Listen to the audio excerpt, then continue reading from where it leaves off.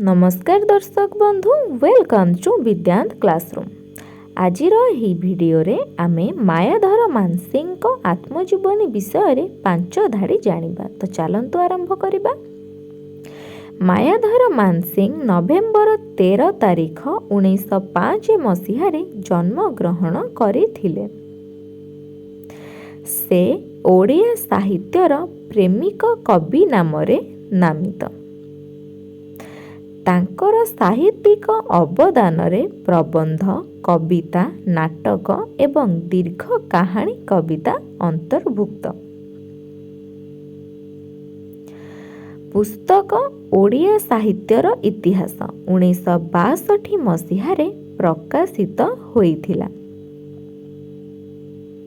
से 1967 मसीह रे भारतर चतुर्थ सर्वोच्च नागरिक पुरस्कार पद्मश्री पाइथिले। आगो को एपरि वीडियो पाई हम चैनल को सब्सक्राइब करिया को भूलिबेनी। धन्यवाद।